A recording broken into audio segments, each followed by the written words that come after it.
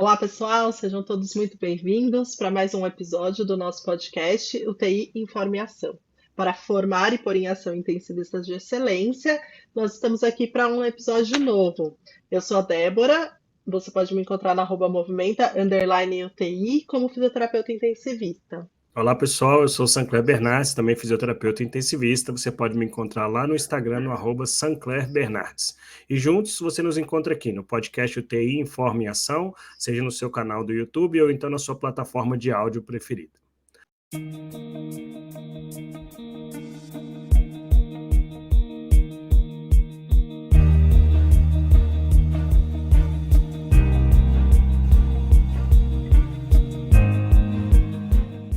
Nosso episódio de hoje, ele traz para a gente um futuro que já está no presente, que foi pensado no passado, se é que a gente pode falar assim, né, Débora? Hoje, no nosso episódio, a gente vai discutir sobre realidade virtual no ambiente hospitalar. Será que é realidade? E para a gente falar sobre isso, a gente trouxe um convidado que tem total domínio do assunto. Propriedade. Propriedade, exatamente, Débora, propriedade, e que está imerso no universo da realidade virtual, dentro da área da saúde como um todo. A gente vai discutir hoje aqui do ambiente hospitalar.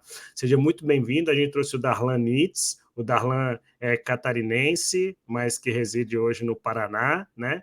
E aí eu vou abrir o espaço, Darlan, para você se apresentar. Eu queria agradecer imensamente a sua disponibilidade de estar conversando aqui com a gente sobre esse assunto. Eu acho que você tem muitas coisas interessantes para a gente discutir com o pessoal. Seja bem-vindo. O espaço é seu, Darlan. Sancler, Débora, muito obrigado pelo convite. Muito feliz em poder estar compartilhando um pouco dessa experiência que eu tenho com realidade virtual em ambiente hospitalar.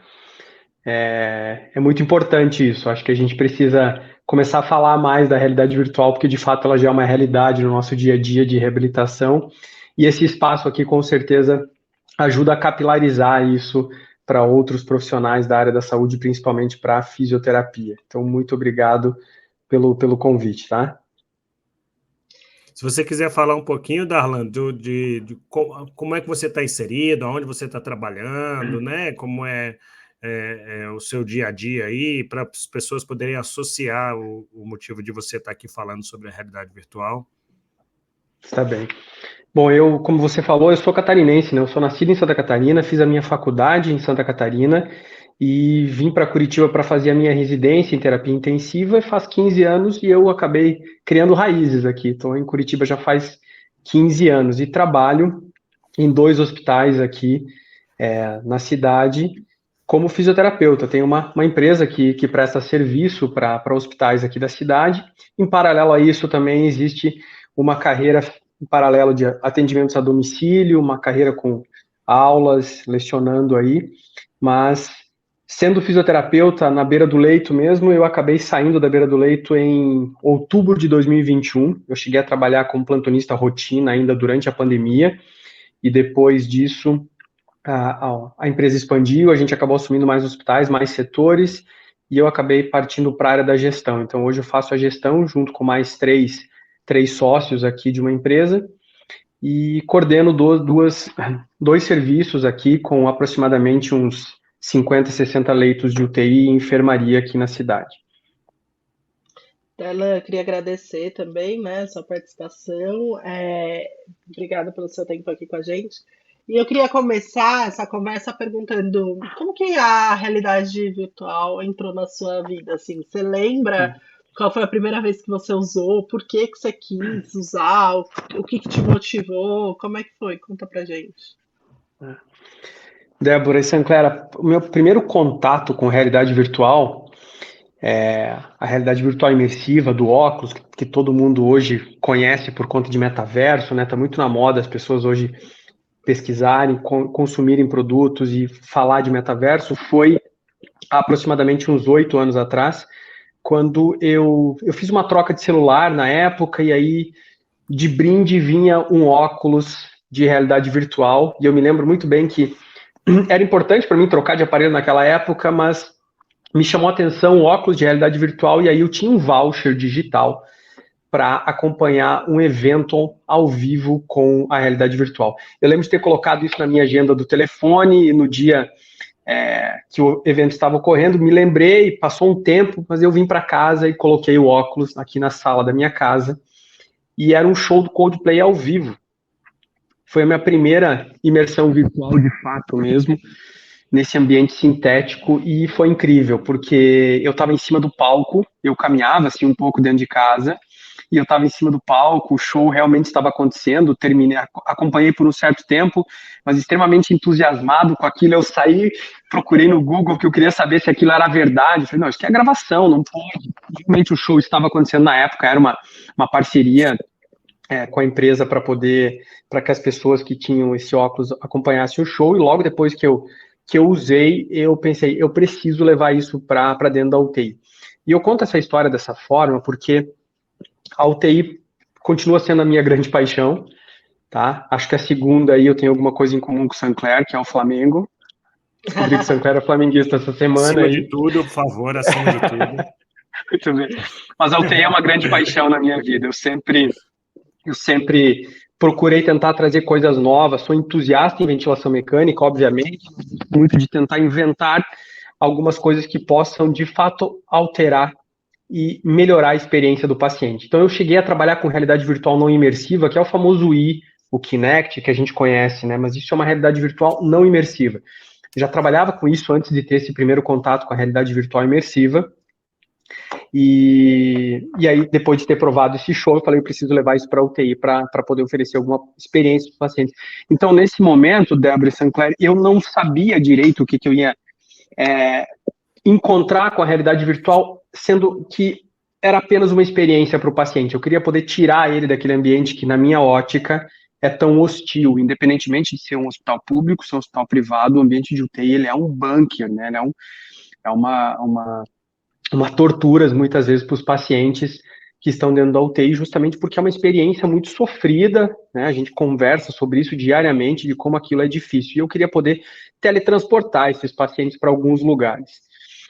Obviamente que para isso poder acontecer, eu tive todo um apoio, principalmente da equipe de fisioterapia que trabalha comigo, mas muito importante ressaltar que a equipe multidisciplinar abraçou a causa, de entender que, ok, nesse momento agora a gente precisa testar isso aqui, vamos ver se a gente vai encontrar efeitos adversos, se vai ter alguma intercorrência, alguma interferência com monitor, com ventilador, e a gente pegou o primeiro paciente para testar. Foi com seu óculos? Mas eu também não... Oi? Foi com o seu óculos? Foi com o meu óculos. Eu levei ele para o hospital. Isso mesmo, com aquele óculos lá que precisava conectar o celular no óculos para ele poder gerar interface e tal. Só que esse primeiro paciente que nós decidimos usar a realidade virtual, ele tinha todo um porquê. Não era uma coisa lúdica apenas. A gente queria, de fato, realizar um desejo.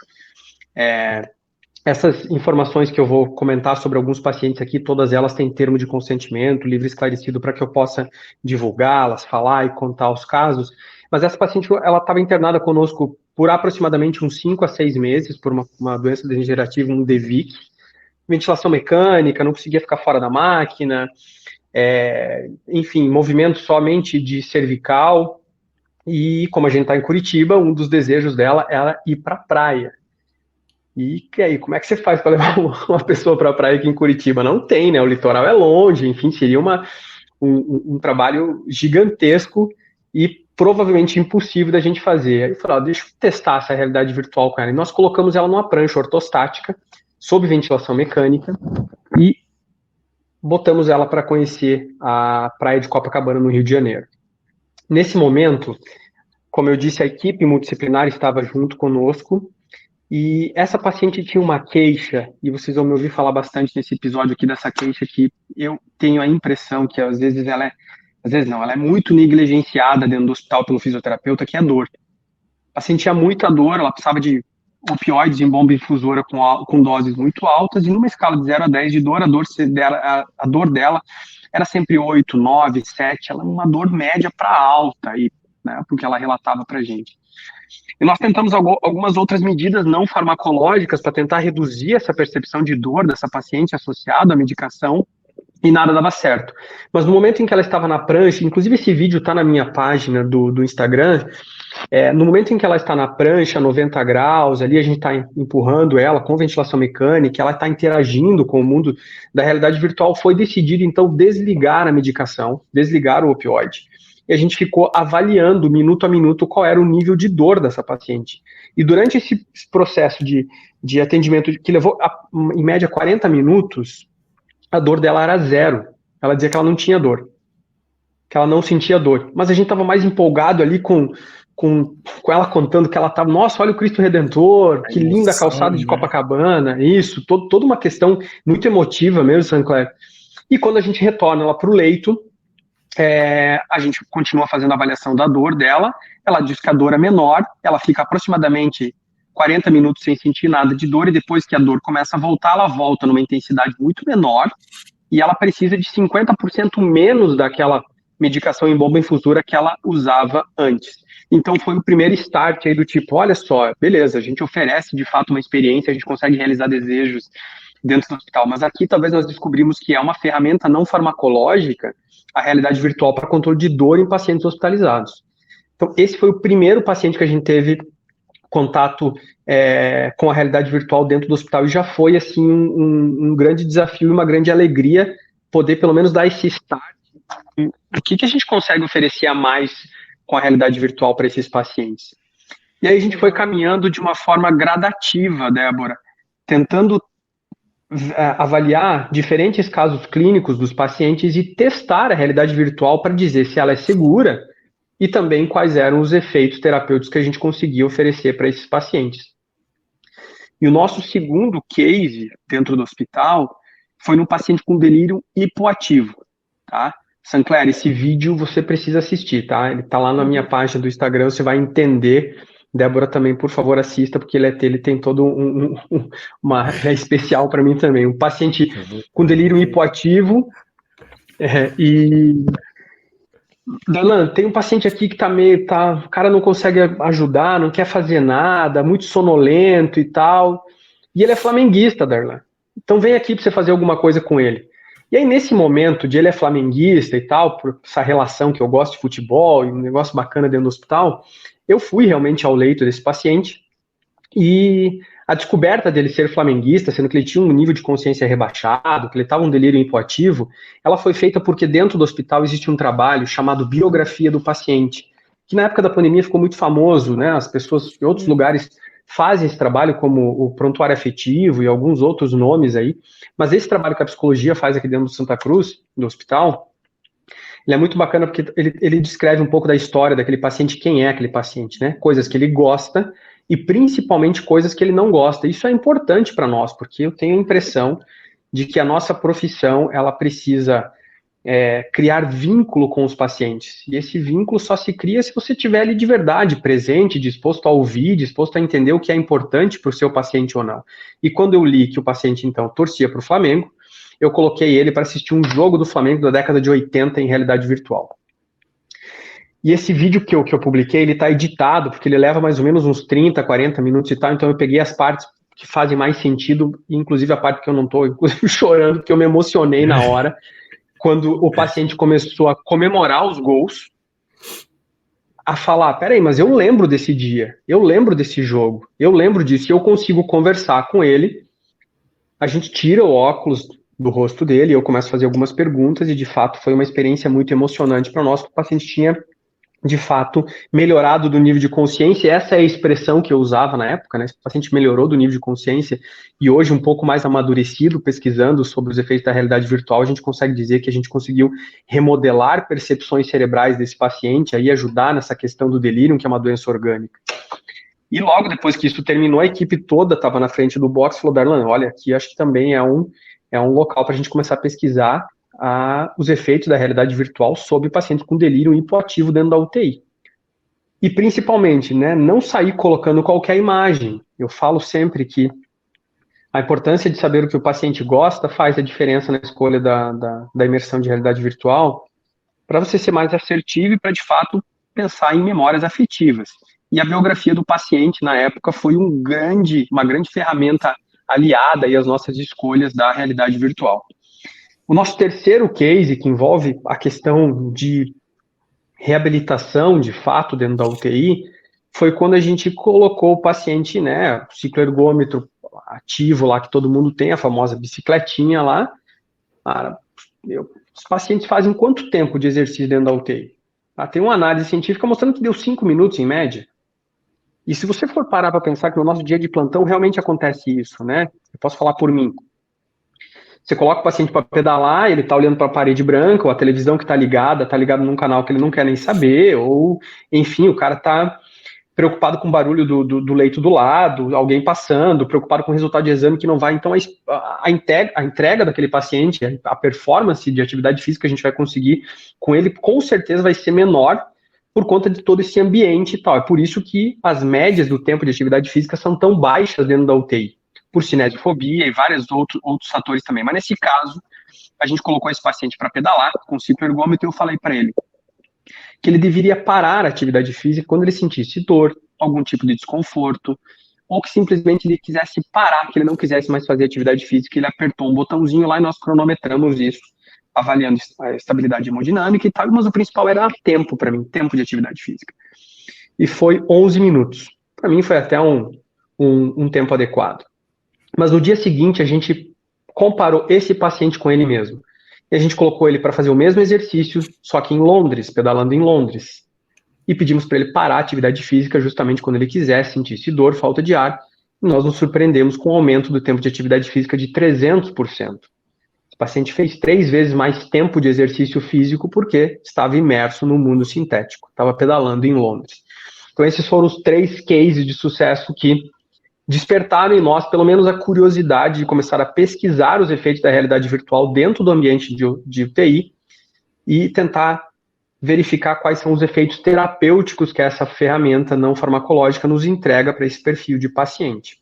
Então, basicamente, foram esses 3 exemplos que geraram todo esse envolvimento meu e da equipe, da nossa equipe, para começar a pesquisar cada vez mais. Legal. Uma coisa muito legal, já te passo a palavra, Débora. O que você contou em todos esses casos, ele fala muito sobre o que a gente conversa aqui dentro do podcast, que é pensar fora do óbvio. Então, é você, fisioterapeuta, literalmente se desdobrando para buscar alternativas de viabilizar um melhor atendimento. Não só você, a sua equipe e a equipe multidisciplinar da sua unidade, a entrega de vocês reflete nessa busca. Então, você fala, poxa, eu não quero que o cara pedale 5, 10, eu quero que ele pedale mais. Eu não quero que a mulher tenha dor e aí eu vou dar um remédio para ela. Eu quero que ela não precise do remédio e que ela não tenha dor.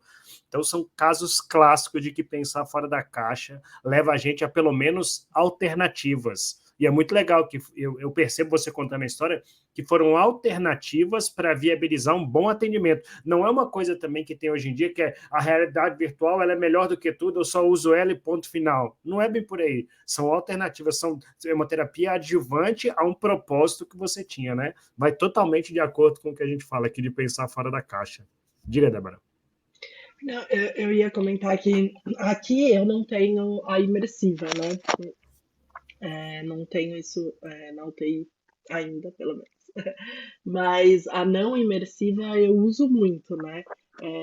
Principalmente assim, tá no cicloergômetro, coloca. Eu tenho um vídeo que eu fiz, né? E aí eu coloco e o paciente fica também pelo tempo lá fazendo, né? A gente tem até um artigo que a gente publicou, mas foi com um UI, um paciente de UTI, mostrando a segurança e mostrando que a gente usou o acelerômetro enquanto o paciente fazia, e aí a gente mostrou que aumenta legal o nível de atividade dos pacientes, né? Então é isso, é uma ferramenta que a gente consegue usar para diversos objetivos aí, né? Mas o que eu ia comentar que o Dela estava falando dessa importância de entender o que o paciente gosta, né? Acho que eu comentei no episódio passado, eu não lembro, Sancler, quando eu falei dos highlights do congresso, mas no congresso eles mostraram, não era imersiva também, mas um exemplo que ele mostrou foi de um paciente pedalando, e aí eles filmaram o caminho da casa do paciente. Eu achei muito legal. Eles filmaram, tipo, a estrada, né? Lá, tudo muito jardim e tal, a estrada, o jardim. Então, o paciente pedalava na UTI, tipo, traçando o caminho para ir chegando na casa dele, assim. Então, é muito legal, né? É isso que você estava falando, né, Darlan? Acho que tem que fazer sentido para o paciente, né? Porque senão a gente também não adianta em nada, né? Ô, Sim. Darlan, deixa eu te fazer uma Oi. pergunta, rapidinho, antes de você comentar, e você já pode emendar na pergunta. E aí você levou o seu equipamento para lá e a equipe comprou a ideia. E aí? E o próximo passo? O quão fácil ou difícil foi para que o hospital, os profissionais, os pacientes pudessem abraçar a ideia, né? Entender que é uma oportunidade, que é um recurso terapêutico que você pode associar. Como é que foi esse processo nessa transferência do vamos testar, porque eu estava empolgado com o Coldplay, e aí me empolguei aqui nesses cases. Como é que se transformou isso para a realidade? Certo. Sinclair, então, depois desses cases de sucesso, a gente começou eu, na verdade, me aprofundei muito nas pesquisas de realidade virtual. Porque nesses momentos em que eu visualizava os efeitos da realidade virtual terapêuticos na beira do leito, eu falava para as pessoas, olha, isso funciona assim, eu estava descobrindo como isso funciona, pensando em neurociência, em remodelação de percepção cerebral, e aí eu precisei estudar o que significa 3OF, 6DF, enfim, várias nomenclaturas de realidade virtual para poder cada vez mais entender isso e aos poucos ir pegando uma bagagem científica para poder convencer as pessoas, porque uma das grandes dificuldades era, ok, você está falando que isso funciona, mas cadê as evidências científicas? E nem eu sabia quais eram as evidências científicas, eu não tinha pesquisado isso ainda. E de fato foi um mergulho em descobrir quais são os efeitos, qual é o nível de evidência, quem já usou, quem usa, quem publica. Comecei a fazer essa interface com pessoas, principalmente de Los Angeles, que foi um pessoal que nos ajudou muito para poder fazer as implantações dos protocolos, e aí depois dessa bagagem científica, a experiência clínica e vendo que havia uma segurança, nós começamos a criar protocolos dentro do hospital, junto, primeiro, a CCIH, para fazer toda uma questão de desinfecção, saber como é que a gente faz o uso de um paciente não contaminado e contaminado.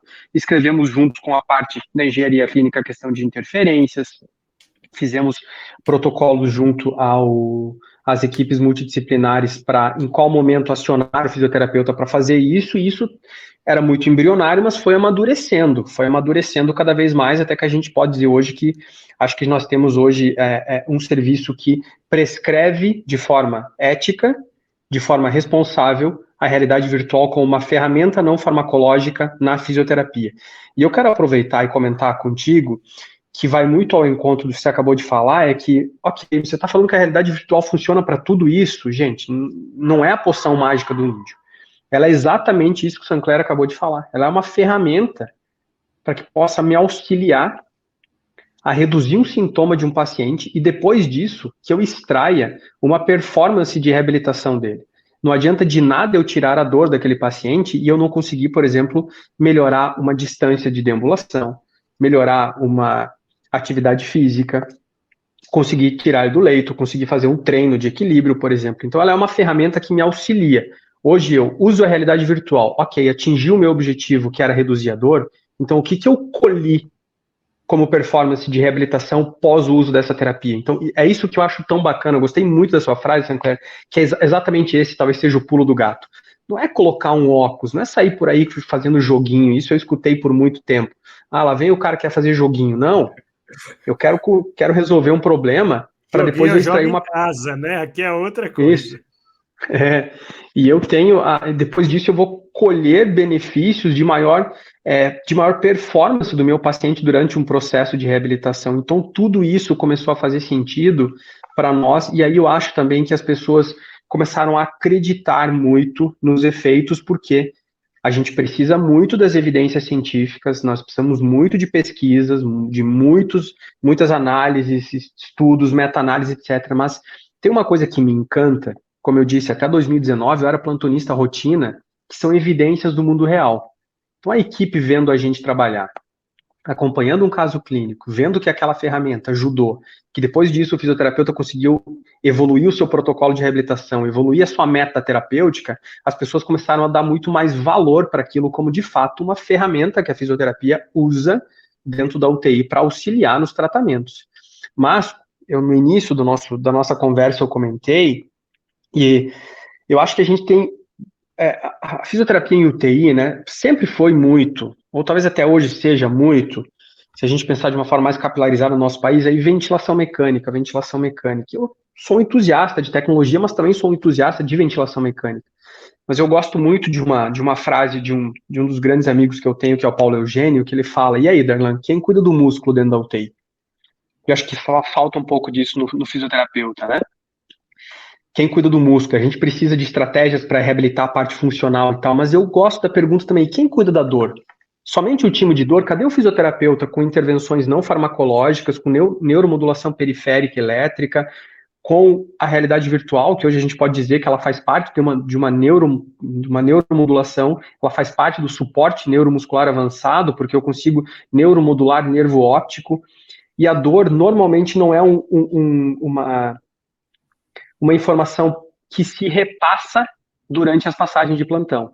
Nível de dor não é uma coisa que as pessoas falam com tanta frequência. Você fala da ventilação mecânica, do índice de mobilidade, etc. e tal, mas eu acho que eu sinto falta disso, das pessoas falarem de dor. Então, a realidade virtual trouxe uma possibilidade da equipe de fisioterapia do hospital aqui fazer parte do time de dor e ser acionada como uma equipe que pode ajudar de uma forma não farmacológica com essa ferramenta, e pode ter outras, mas como essa ferramenta de VR para controle de dor em pacientes internados dentro do hospital. Então, essa história toda vai mostrando que a gente foi criando uma base de sustentação com um pouco de coragem para poder botar uma coisa nova dentro da UTI, principalmente apoio dos outros, mas a gente foi levando isso muito a sério, gerando indicadores, fazendo análises científicas, mostrando através de evidências do mundo real que isso alterava uso de opioides, que isso reduzia a dor nos pacientes, que melhorava a performance do paciente, que melhorava a experiência do paciente internado, e aí começou a chamar a atenção das pessoas, porque de fato isso parou de ser um jogo para se tornar uma terapia digital. E, Darlan, você estava falando, eu tô aqui pensando, então, se a gente pensar assim, qual que é o presente, né, assim, o atual da realidade virtual dentro do hospital, dentro da UTI, né? Você falou bastante agora de dor, né, de controle, manejo da dor. Você comentou do exercício, né, de repente duração de exercício. Você deu o exemplo do delirium. Você acha que esses são os principais hoje, ponto ali da terapia, da terapêutica aí com a realidade virtual, como intervenção mesmo? Você acha que esses são os principais pontos? Ou tem mais algum em termos de Débora, presente, assim, de hoje? eu acho que tem muita questão, é um oceano de possibilidades, Débora, de fato é um oceano de possibilidades. Se a gente pensar na físio, eu olho para essas três indicações hoje: delírio, tempo de atividade física e dor. Mas tem questão de ansiedade, pré-anestésico,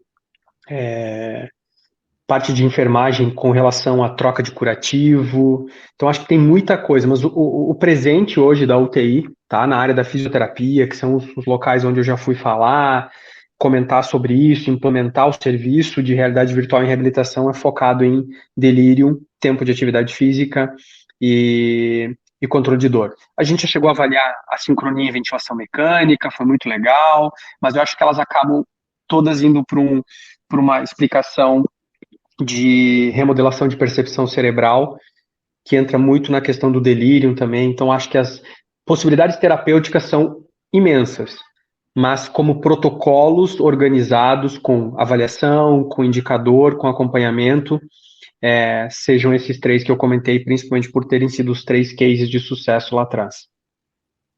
Legal. E o que você acha que hoje, Darlan, são as principais barreiras? A gente está falando agora sobre os objetivos, você falou que é um oceano de oportunidades. E quais são as maiores dificuldades que a gente tem hoje em dia? Bom, na minha ótica, as principais barreiras continuam sendo as antigas. São as barreiras humanas. Acho que é uma quebra de cultura mesmo. Acho que o fisioterapeuta precisa se permitir olhar para novas possibilidades terapêuticas, não como sendo a salvação da lavoura, mas como uma ferramenta que pode me auxiliar a extrair uma performance melhor do meu paciente, por exemplo.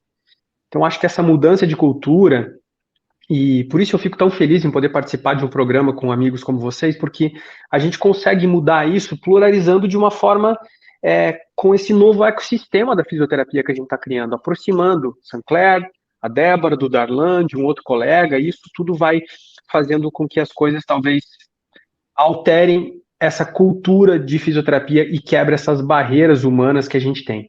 Não é fácil, Sancler, você instalar um serviço de realidade virtual que parece muito fácil, muito simples de você falar, mas ele tem inúmeras particularidades, desde você ligar o aparelho, até você conseguir espelhar, por exemplo, numa tela de web, ou num iPad, ou num outro tablet, para você poder ter a real sensação do que o paciente está vendo e poder dar os comandos para ele. Tudo isso envolve uma questão de treinamento e acho que as pessoas, para fazer com que, por exemplo, a ventilação mecânica funcione, para que a mobilização precoce funcione, para que a eletroestimulação funcione, para que a realidade virtual funcione, por exemplo, as pessoas precisam se encantar, elas precisam ser, de fato, encantadas com o ser fisioterapeuta. Eu acho que a partir do momento que você se encanta, você consegue quebrar essa barreira. E talvez hoje tenha dado certo que eu tenho uma equipe encantada aqui, e eu consigo motivá-los dessa forma, para que a gente vá quebrando essas barreiras e para que se torne uma coisa cerebelar, o pensamento do fisioterapeuta do tipo, opa, eu tenho um nível de dor aqui, deixa eu conversar com a equipe médica, com a equipe de enfermagem para saber como está sendo a administração de medicação para dor, e deixa eu tentar de uma forma não farmacológica intervir aqui e avaliar. Porque a gente nem vai entrar nas questões agora de efeitos adversos de medicação dentro de UTI, né? O que piora, o que pode piorar e tal. Então, acho que essa quebra de cultura, ela torna essa nossa decisão terapêutica cerebelar. A gente começa a usar isso como uma principal fonte, a fonte A de exercício ou de controle de dor, por exemplo. Mas você sabe que eu acho que o Sinclair vai concordar comigo, mas a gente tem aqui muito levado esse podcast também para essas quebras de barreiras no sentido de ampliar a nossa visão como fisioterapeuta dentro da UTI, porque é isso que você falou. Poxa, todo fisioterapeuta aprende dor na faculdade, né? Você não vai para um atendimento ambulatorial, por exemplo, de uma ortopedia, de uma reumato, você não deixa de avaliar a dor do paciente. E lá você, né, se debruça sobre isso, você faz pergunta, você pensa como você vai aliviar a dor do seu paciente. E por que na UTI a gente esqueceu isso? Né? Por que na UTI a gente deixou de fora? Né? Então, eu acho que a visão que eu vim do Congresso, né, e eu compartilhei isso, eu achei muito interessante que é esse propósito, né, da gente ter uma visão profunda das coisas, né, igual quando a gente escuta você falando, né, da parte cerebral, a gente vê que você tem uma visão profunda sobre a realidade virtual, mas com um olhar que ele ele se amplia, né, justamente para não ficar, né, eu sei muito de realidade virtual, mas aí eu não consigo me abrir para todas as possibilidades e pensar que eu, como fisioterapeuta, posso tratar dor e tudo mais. Então eu acho que é isso mesmo, é essa quebra de barreira, mas voltando à nossa origem, né? Porque afinal o tratamento da dor está lá na nossa origem, né? A gente que deixou ela para trás na UTI, né? Concordo demais, Débora. Débora, eu concordo muito também, concordo 100% com isso. A gente esqueceu um pouco de olhar para alguma coisa que é tão importante para o paciente, né? E em meio a tudo isso, a gente também precisou descobrir coisas muito importantes, que é tipo de imagem, tempo de aplicação, efeitos adversos, por exemplo. Para a realidade virtual funcionar, a gente precisa de 3 pilares para ela funcionar: imersão, interatividade e a sensação do indivíduo no mundo sintético. É assim que a gente consegue fazer com que ela funcione. Em cima de tudo isso, nós tentamos, então, averiguar também quais eram as imagens que mais fazem sentido de forma analgésica dentro da UTI. E a cor azul é uma delas. Existem evidências científicas que corroboram com os nossos dados aqui, mostrando que a dor azul, ela ajuda na analgesia. Então, eu comento sobre a dor azul porque... Então, eu escutei um maluco lá de Curitiba falando sobre realidade virtual, vou colocar o óculos de realidade do meu paciente para tirar a dor nele, daí eu coloco ele na montanha-russa. Qual a chance disso dar certo? E se tiver medo de altura, então? Aí já era. Isso, né? Ou eu vou colocar a realidade virtual e vou deixar ela lá e vou esquecer o paciente, viu? O que difere as nossas decisões terapêuticas muitas vezes são doses de exercício, né? são doses, a gente precisou encontrar a posologia da realidade virtual. E a gente descobriu que entre o 10º e 15º minuto, parece que é onde a gente tem o efeito fisiológico mais evidente da realidade virtual, trazendo o efeito analgésico.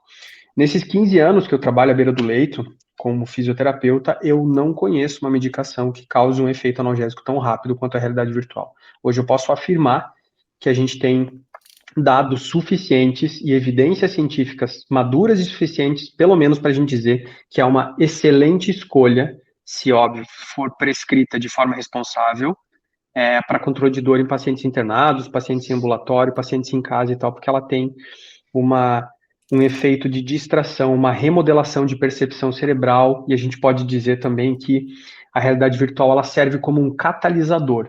Ela consegue reeducar corpo e mente para distrair a dor. Obviamente que por trás disso também tem toda uma questão de neuroplasticidade, com essa capacidade de alterar a função e estrutura do cérebro. Então é incrível poder começar a descobrir efeitos fisiológicos da realidade virtual e vendo isso na prática, vendo os pacientes de fato relatando, cara, eu tô com menos dor, eu tô me sentindo melhor, eu tô mais disposto a fazer as coisas. E então a gente descobriu imersões, a gente descobriu cores, a gente precisou descobrir uma coisa também que eu demorei para aprender, que chama-se latência, que eu preciso respeitar a velocidade com que as imagens aparecem para mim, para que eu não tenha uma desgrata surpresa que é os efeitos adversos da realidade virtual, como, por exemplo, enjoo, né, a gente chama de cyber-enjoos.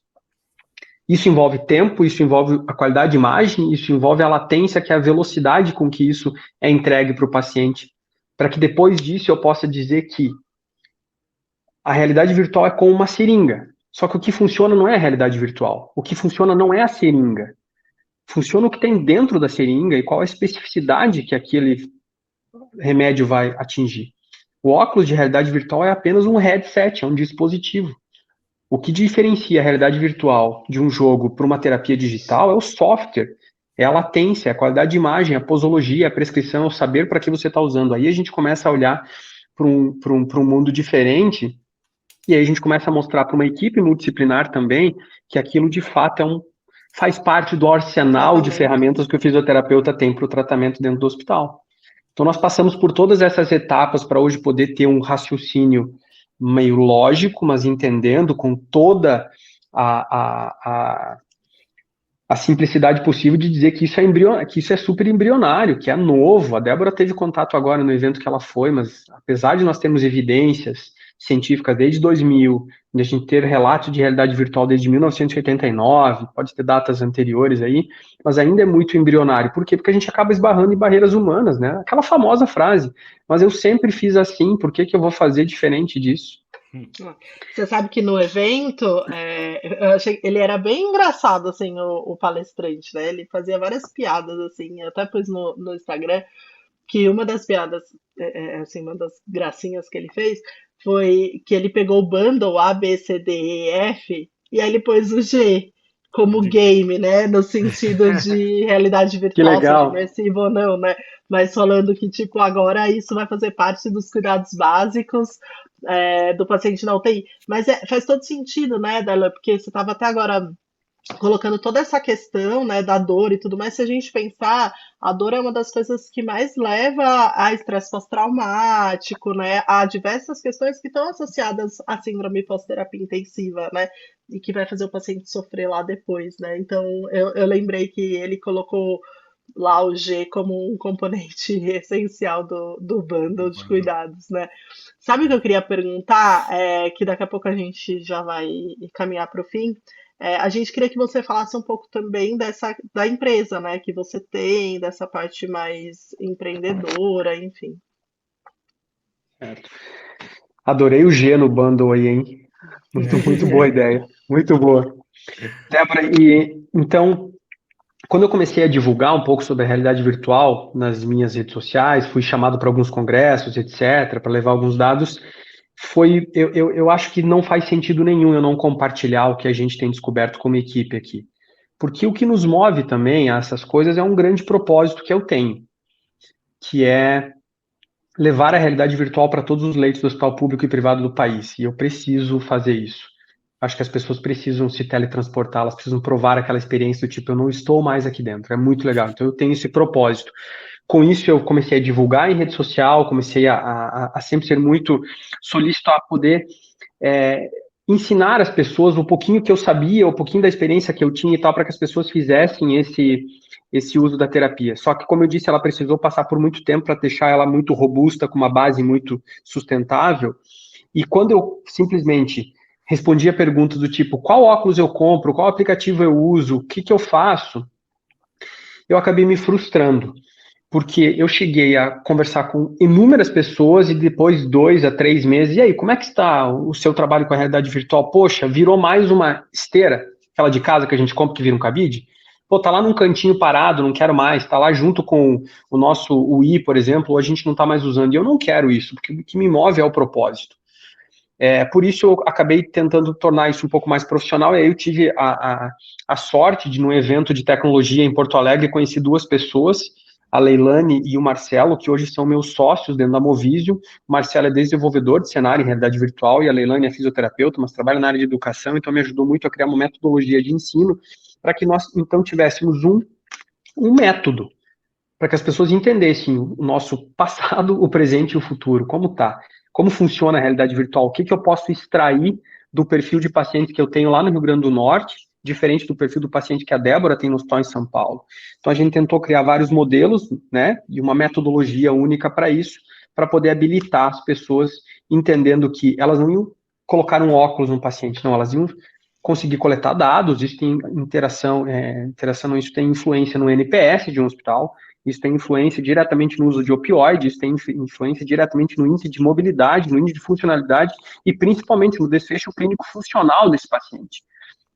E para isso, nós criamos a Movision, que a gente presta hoje o curso aí para profissionais da fisioterapia, um curso que hoje ele é apenas presencial. A gente ainda está decidindo essa questão do online, ele vai sair, mas eu acho que falta muito o negócio de você provar, você precisa pegar, você precisa sentir, o fisioterapeuta precisa provar aquilo.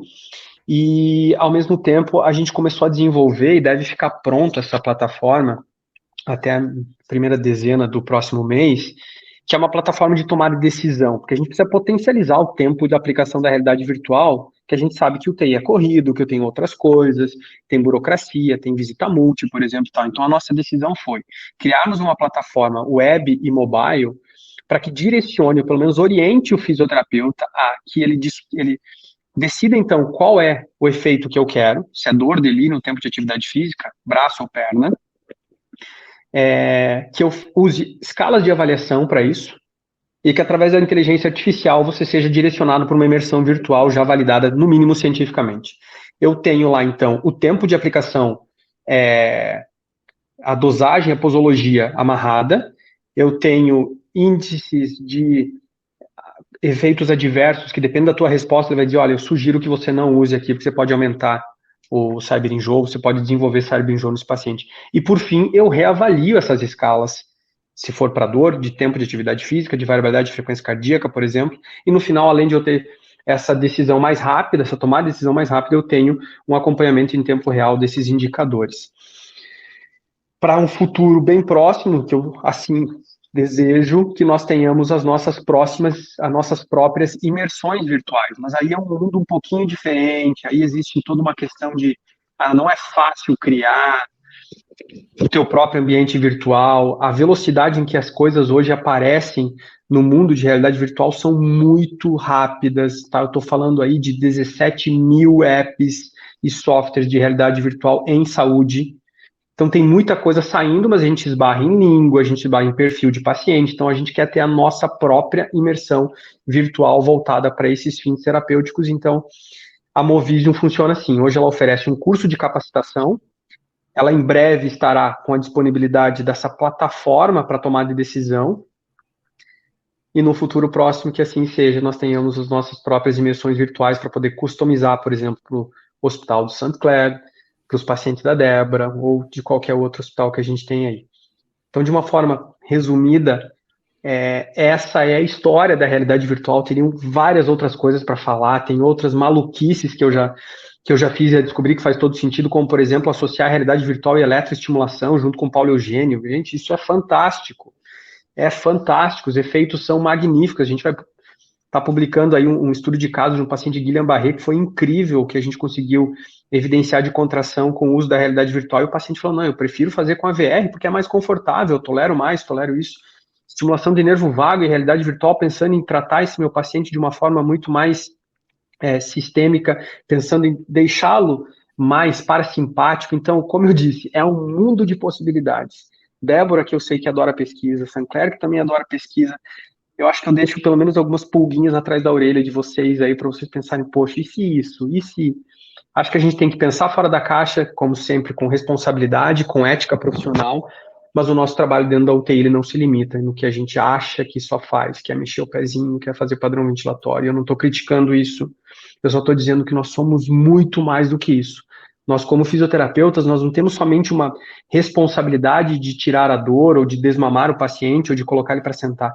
Nós temos uma responsabilidade social com esse ser humano, que é de devolver não só ele para sua família, para ele poder voltar para casa e pegar o filho no colo, para ele jogar o futebol de final de semana, para ele voltar a ver a sua família. Ele tem que voltar para casa para trabalhar, para poder colocar comida na mesa. Nós temos uma responsabilidade social com esses pacientes que ficam internados conosco. E hoje eu enxergo a fisioterapia como a principal frente para poder devolver função e reduzir estresse pós-traumático nesses pacientes internados em UTI.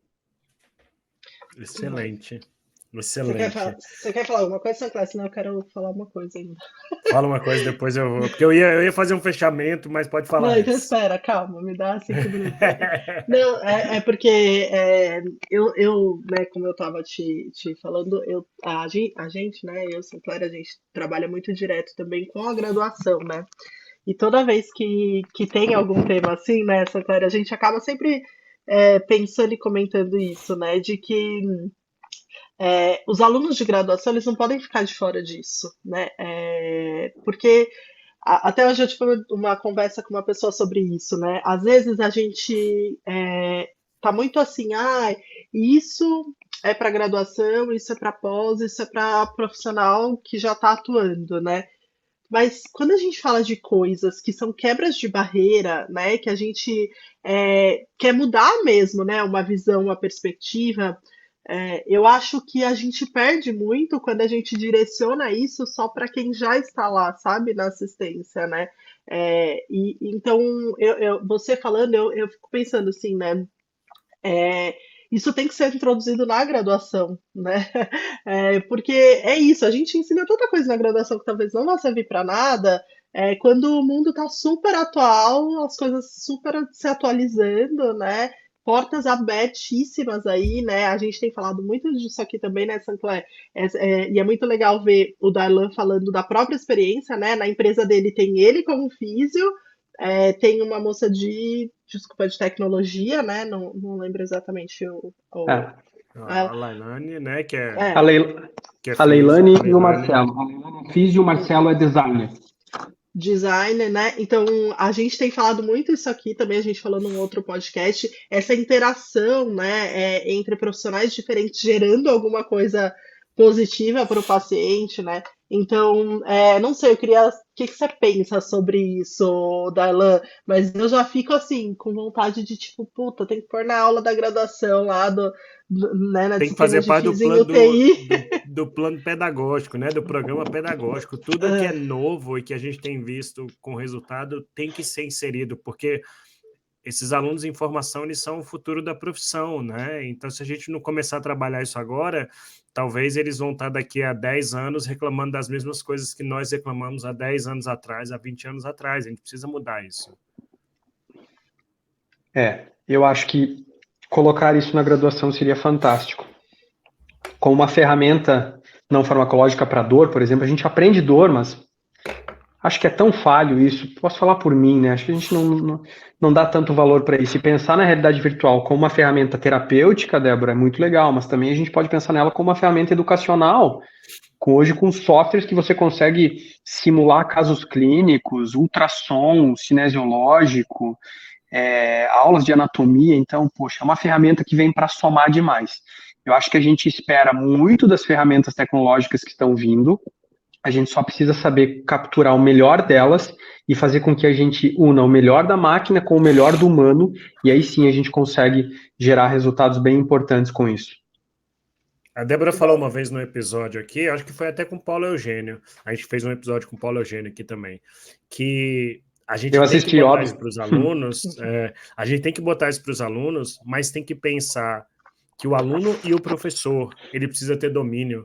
Talvez o professor esteja distante de uma assistência dessa inovação, e se ele não se antenar para isso, o aluno nunca vai receber isso. E aí, quando eu ia falar que eu ia fazer um fechamento antes, eu fiquei refletindo aqui da forma como vocês dois falaram sobre qual é o real papel da fisioterapia, e talvez eu vou ser um pouco mais direto. Eu acho que há uma tendência de boa parte dos profissionais deixarem de ser fisioterapeutas e serem alguma coisa que eu não sei o que é algo muito simples e algo muito pequeno, quando a nossa responsabilidade, como vocês falaram, é muito grande. Então, um episódio desse tipo, a gente está em 2023, o Darlan citou aí inúmeros aplicativos, a tecnologia vindo de uma velocidade que ela é incontrolável, a velocidade que a tecnologia avança. Ou a gente se insere, ou a gente usa esse recurso, ou sinto muito, a gente vai ficar para trás. Já passou o tempo em que nós podíamos lutar contra muita coisa tecnológica prezando pela mão. Isso já ficou há muito tempo atrás. Então eu tenho que saber identificar para saber colocar dentro da nossa responsabilidade, com ética, com uma boa prescrição e etc. E deixar de lado esse profissional que eu não sei qual é. Eu não gosto de chamar isso de fisioterapeuta, porque esse que abandona tudo isso que a gente vem falando, ele não é fisioterapeuta, né? Mas entendo que é cultural, o Darlan falou, e eu concordo demais, Darlan. É cultural. Você precisa chegar lá, chacoalhar a cabeça de alguém e falar assim: meu amigo, o mundo evoluiu, a gente tem tecnologia hoje. Você está botando a bicicletinha, você pode fazer um rendimento melhor, numa intensidade maior, com uma maior variação da frequência cardíaca, você pode ganhar força, você pode colocar exercício com mais resistência, porque o indivíduo vai estar mais engajado. Passou, a gente tem que acompanhar isso, né? E aí a gente está caminhando para o final, né, Débora? A gente já, o nosso tempo, se desse, a gente ia ficar conversando aqui muito tempo, e eu vi mais 14 mil aplicativos, a gente estaria conversando aqui ainda. Darlan, eu queria agradecer imensamente a sua disponibilidade de estar discutindo com a gente. Eu queria fazer o convite para que todo mundo acompanhasse a rede social do Darlan, Darlan_Needs, para que pudesse conhecer o trabalho dele e conhecer o que ele expõe e procurar lá saber. O Darlan está presente em diversos congressos, cursos, tem a Movision, então tem muita coisa disponível para as pessoas se habilitarem, se capacitarem em relação à realidade virtual, que eu acho que a gente pode responder a nossa pergunta, né, Débora? Ela é uma realidade? Sim, ela é uma realidade. Algumas pessoas não querem acompanhar a realidade, mas ela é uma realidade. Ela existe, ela tem já evidências, ela tem, né, muitos fisioterapeutas envolvidos, ela é uma realidade. E além de agradecer, Darla, a gente sempre termina perguntando se alguém tem alguma dica fora da caixa, fora do óbvio, para as pessoas que tenham relação ou não também, se quiser dar uma dica. Eu fiquei pensando numa coisa nada a ver aqui de música, eu falei, já pensou se o Darlan tivesse colocado aquele óculos a primeira vez que fosse um show do Gustavo Lima? Talvez a gente não tivesse discutindo aqui hoje sobre o assunto. Pode ser. Opinião minha, falei e vou sair correndo. Você não sabe se ele gosta, ué. Se fosse comigo, já tinha morrido a realidade virtual naquele dia. Mas, não teria dado certo. Então eu vou dar... Não teria. Tipo, esse negócio não presta, joga fora. Eu vou dar 2 dicas aqui hoje, então eu passo a palavra para você, Darlan, para você, se tiver alguma dica, e para você poder despedir, a Débora encerra. A primeira dica, eu vou dar 2 dicas de podcast hoje. A primeira é um podcast chamado Futuro Talks. É um podcast que fala sobre o futuro da saúde, e ele envolve diversas temáticas. E tem um episódio que é o número 8, que é o impacto da tecnologia no futuro da medicina. Ele é voltado para a medicina, é uma médica intensivista que hoje trabalha no Google Health falando, e é interessante que ela fala mais ou menos isso, assim, o mundo já evoluiu, a gente não pode ficar parado lá atrás, não. Vale muito a pena, é um episódio bem interessante. Futuro Talks, o episódio número 8, sobre o impacto da tecnologia no futuro da medicina. E outro também um podcast, esse é um hobby que eu tenho, que chama-se História em Meia Hora. É um podcast que fala sobre história, simplesmente fantástico, e tem um episódio que fala sobre a Revolução Industrial. E aí abre a nossa cabeça para a gente pensar qual é o impacto da tecnologia, do avanço, da mudança das coisas, né? Que a gente saiu lá de uma produção individualizada para uma produção gigante e chegamos provavelmente na tecnologia que a gente tem hoje. Então, para quem curtiu um pouco de História em Meia Hora, episódio sobre Revolução Industrial, e esse Futuro Talks. Darlan, contigo a palavra. Gostei das dicas, Sinclair. Gostei. Eu não conhecia esse podcast aí. Vai começar a fazer parte agora dos meus momentos aí. Gostei muito. Bom, eu queria, da maneira mais genuína possível, dizer que eu fico muito agradecido por essa oportunidade de estar aqui contando isso, para vocês estarem me ajudando nesse propósito que eu comentei com vocês. Poder estar conhecendo vocês virtualmente, mas eu espero que nos próximos congressos a gente possa se encontrar pessoalmente aí, tá? E obrigado. Eu acho que eu queria deixar uma frase que, para mim, ela faz muito sentido nos últimos 3 anos, é a última, é a frase que eu mais falo. Eu acho que isso cabe para todos os perfis de fisioterapeuta. Quando eu digo perfil, eu quero dizer do cara que está na ponta, do cara que está na gestão, do acadêmico, da pessoa que está decidindo a entrar na faculdade, que está entrando na residência, que é: nós somos os principais responsáveis pela criação de um futuro desejável na fisioterapia. E também vou deixar a minha dica de uma série aqui, se vocês quiserem assistir, ela é bem legal, ela está na Netflix e ela chama-se The Future Of. Fala de várias temáticas com uso de tecnologia, inteligência artificial, de como vai ser o mundo daqui a uns anos. Não é assustadora, ela é pelo menos curiosa. Óbvio que tem realidade virtual na saúde, então eu deixo essa sugestão, The Future Of. Bom? E eu já quero deixar um grande abraço a vocês aí. Obrigado. Eu também quero agradecer, Darlan. A gente fica muito feliz, né, de alguma forma aí poder participar dessa promoção mesmo sobre o assunto, né? Então as portas estão sempre abertas aqui, que a gente possa movimentar esse assunto mesmo, né, nas redes sociais, nas faculdades, enfim. Então a gente agradece muito pela sua participação e contribuição aqui no nosso podcast. A minha dica é um filme, não sei se vocês já assistiram, chama Her, né? É aquele filme que ele meio que se apaixona pela tecnologia e tem toda uma discussão por trás disso. Então vale a pena também, quem não assistiu, assistir. E é isso. Obrigada, gente. Obrigada, Sinclair, pela companhia. Obrigada, Darlan, pela participação. Débora. Foi muito especial pra gente. Débora. Sigam o Darlan, a gente nas redes sociais e acompanhem o nosso podcast. Até a próxima, pessoal. Tchau. Tchau, pessoal. Tchau, pessoal.